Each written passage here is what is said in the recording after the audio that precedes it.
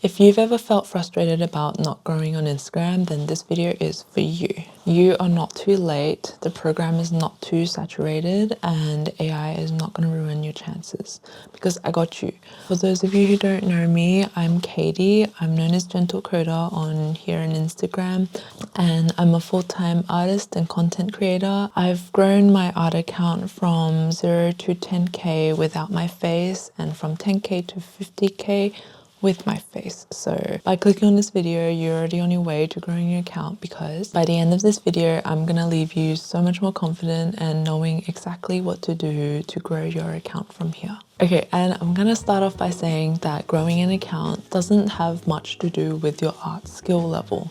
So if you want to improve your art, you're gonna have to do it independently to growing your account. For this video, I'm gonna be talking about growing your account, like kind of strategically and methodically. And I make other videos about being an artist, and that is a bit different to growing your account. I'm gonna stay focused here, but I'm gonna give you a little rundown of what I think about the two. Having a big following on social media does not reflect your skill as an artist. It reflects your ability to use this app to your advantage to reach people.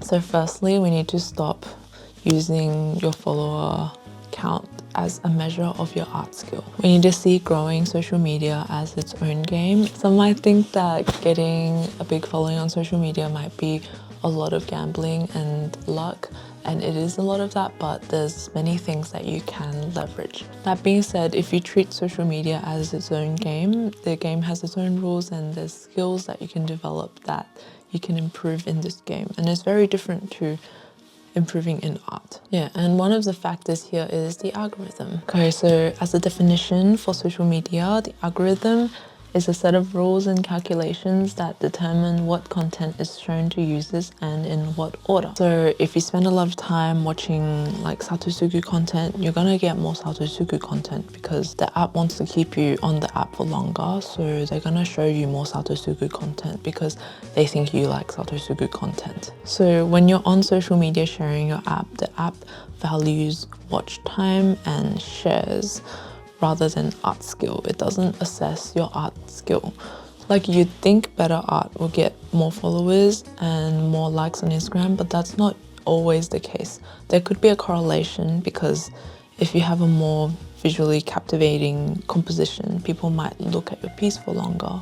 Yeah, but I found that that's not always the case, which might be encouraging or disencouraging, but let's take it the encouraging way. The great thing is people love watching other people improve, and anyone can improve, so anyone can gather an audience on Instagram. Before we get into gathering an audience, if that's what you decide on doing, you're likely going to achieve it.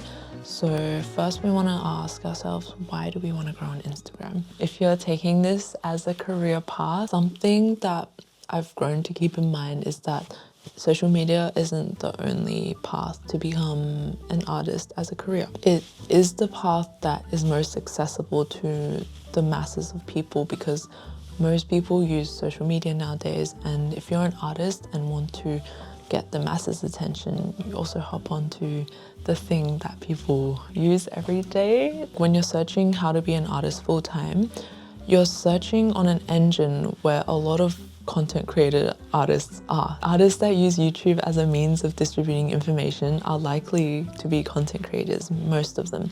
So you're gonna get a lot of content creator YouTube artists like myself. We're gonna be talking about YouTube as a part of the source of income that you get. But if you're an artist that's not using YouTube, they're not gonna be making YouTube videos talking about their income streams. So you gotta really dig into like where they might be and research, because I'm sure there are many ways to earn a living using art without being on social media, with like being faceless. Like, definitely a bunch of ways out there, especially with how much information that we can get by using the internet.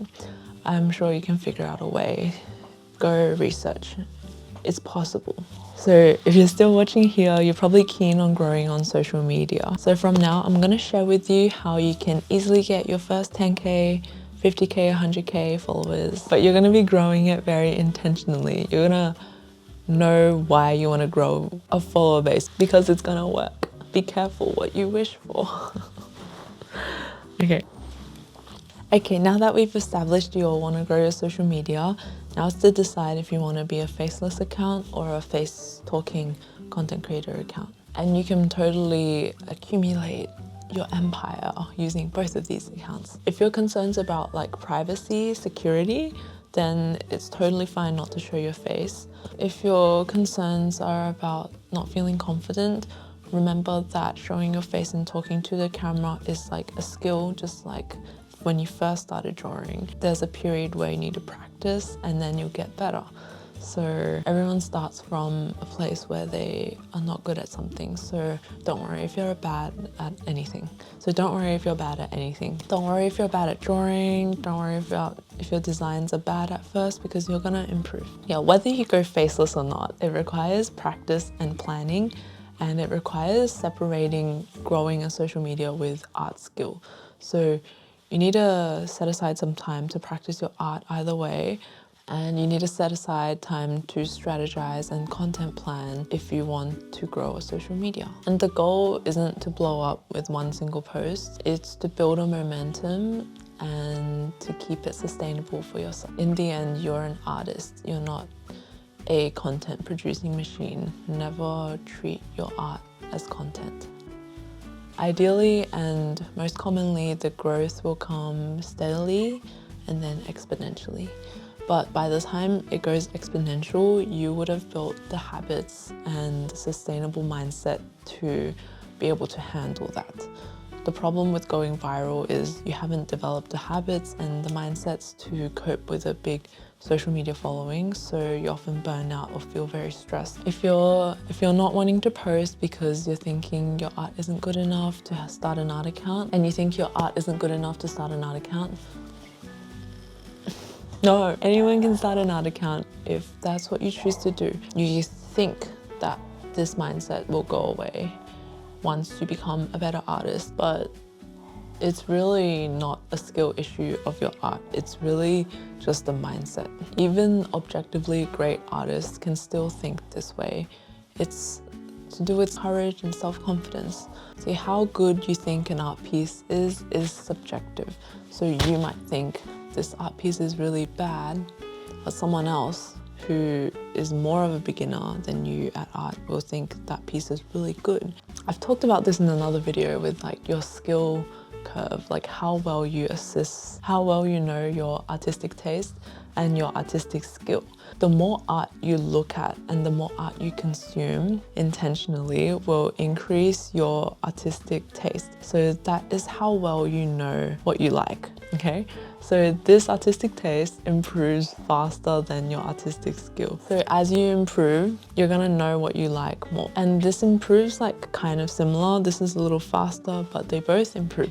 So as you get better, you can still think your art is bad, even though objectively you got so much better than you did before. But yeah, you can still have that mindset where you're like, oh, I'm so bad, I'm not gonna post yet.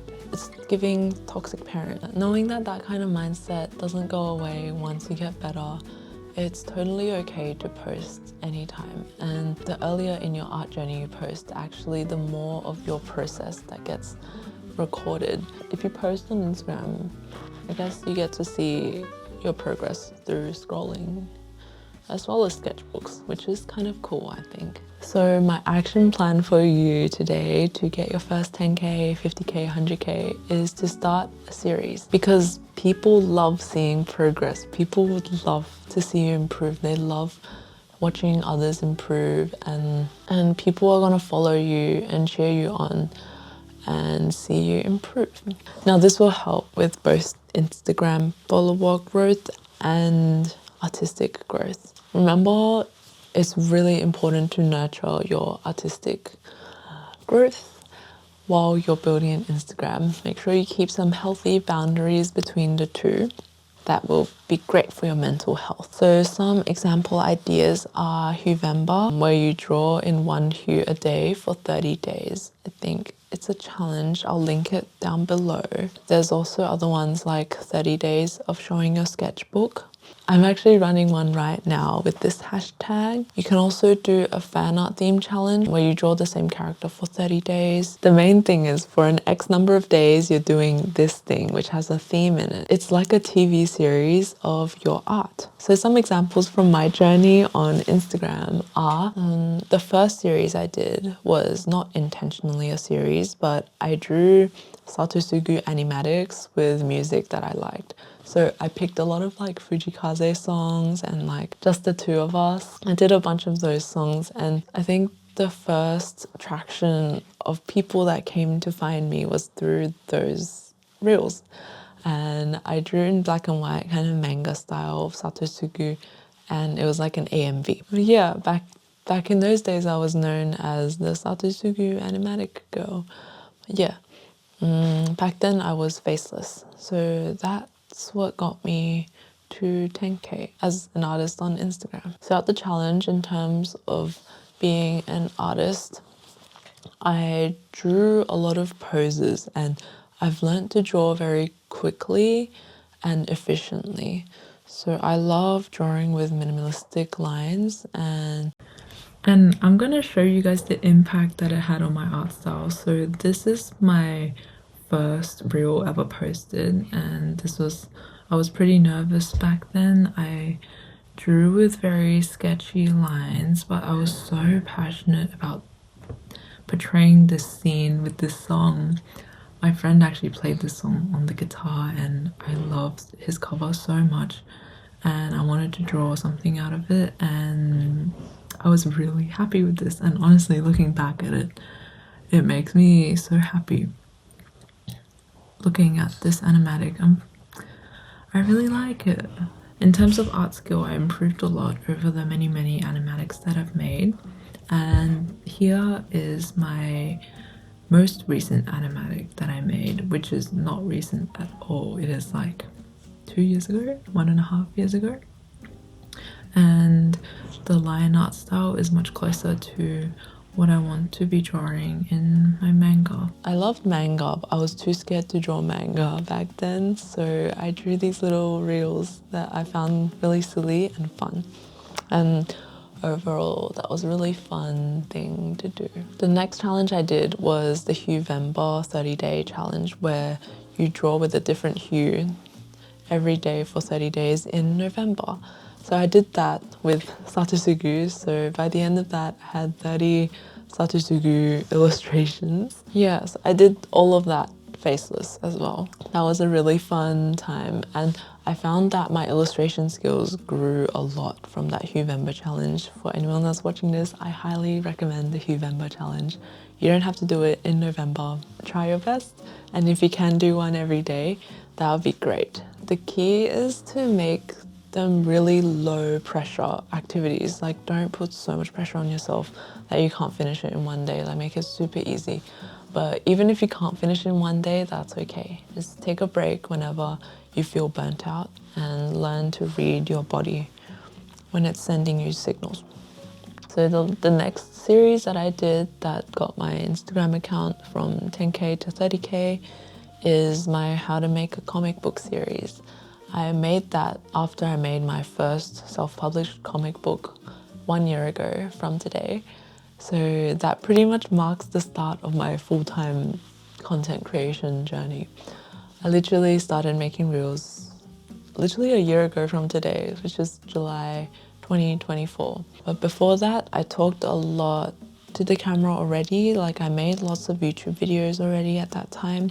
I've been making YouTube videos since 2019, but those videos got very little views, and I also filmed so much vlogs that I never edited, and I probably never will edit in the future because there's just so much footage. Currently, I'm doing a 30-day sketchbook challenge where I am trying to make messy sketchbooks okay, because I often see super pretty polished 30-day sketchbook challenges, and I just feel so bad about my sketchbooks. So I'm really trying to draw my usual sketching and like posting it as a reel.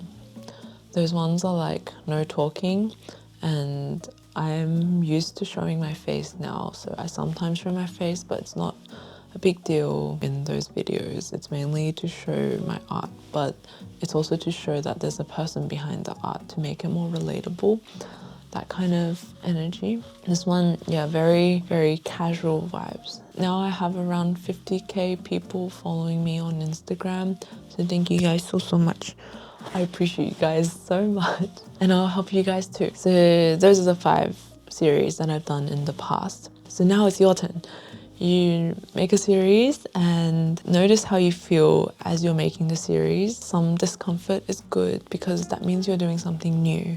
If you feel like this isn't aligning with your vision, then it's time to stop and change course. Like try another series and another one and see what sticks. Because your target audience is out there in the world, but they're waiting for you to make content so that they can see you. I call it content because I was talking about videos, making faces, but like they're waiting to see your art. Now the reason I said to do short, fast challenges of like 30 days to 90 days is because of the quantity study.